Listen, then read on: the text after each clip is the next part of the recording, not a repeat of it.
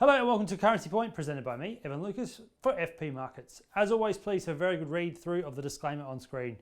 Everything in this video is general in nature, none of it to be relied upon as any form of personal advice. FP Markets does not know your personal scenario, nor your personal financial goals, and therefore none of it should be relied upon as any form of advice at all. It's just general in nature only. Want to review the strategy. I think it's a very, very poignant time to continue to look at what we're doing. You should be doing it constantly, but right now is a very good time because things have been going the way that we've been talking about, and the question is, does it continue to do that? And that's why I want to look at it. Momentum in the US dollar is incredibly robust. That needs to be very clearly pointed out there. Dixie made a 17-month high last week.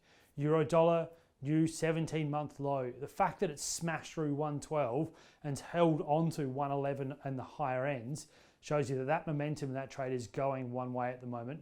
The difference on the fundamentals is clear. The risk around COVID resurgences, the fact that the US economy is firing ahead and employment much, much more than Europe. Then you look at the Fed and the ECB differentials, explains very clearly why the money has been flowing that way. It's what I continue to evaluate. It's why it's the pair that I've been highlighting for a little while now as one to be certainly watching very closely on a negative basis because of those differentials. Is there anything that's changing in the near term? Probably not. The only caveat to that is, does a fourth wave happen in the US as winter gets on and therefore evens that sort of differential up? That's the caveat to watch, and therefore there will be a bit of a snapback. But in saying that, the momentum has gone the way we expected. Have a look at dollar yen. Again, as expected, going the way it should have. 5-year high, smashed through 115. That's an incredible level to be talking about. 115 is certainly something that makes a lot of people sit up. I mean, at the start of the year, we were talking about 104, and we're now at 115.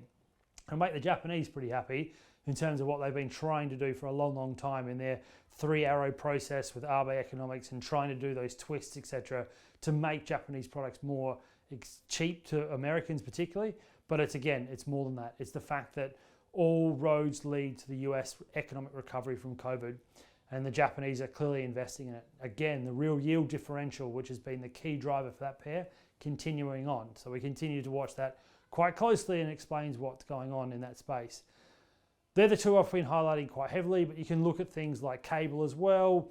Went to near enough to a 52-week low. So the 20th of December last year, we hit 132, and we've just topped into it, popped back out, but we did touch it last week. So we're getting towards a new 52-week low in terms of the momentum. Watch that space. And then again, looking at something like the Aussie and the Kiwi, lowest level we've seen in the Aussie since September. Again, lowest we've seen in the Kiwi for the last 3 months. So all about the US dollar. The data is also there. The initial second print, looking at the flash numbers for GDP, they're at 5.9% quarter on quarter. That's incredible. 2.1% quarter on quarter. That's also incredible. Core PCE didn't move, held at 4.5%, which is very high. It's the core metric for the Fed. But then you look at the headline, it jumped up again. If you look at the PMIs, they're well and truly in expansionary territory at 59 and 57 respectively for manufacturing and services.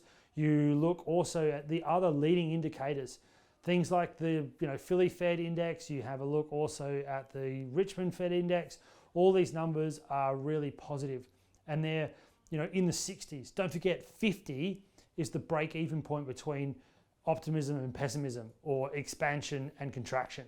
And we're in the 60s. So we're well and truly in expansionary territory, and at levels that in a developed economy you don't normally see. Then you look at the employment numbers, and I think you need to highlight what happened last week in the jobless claims. Lowest read since 1969. First time since then we've seen less than 200,000 going into it. That's incredible. And it shows you how incredibly strong the reflation of the US economy post-COVID is going. Continuous claims still sit at 2 million, but to see only an additional 199,000 jobless claims being put in, shows how strong the US housing market has been, backed by how strong the employment market has been.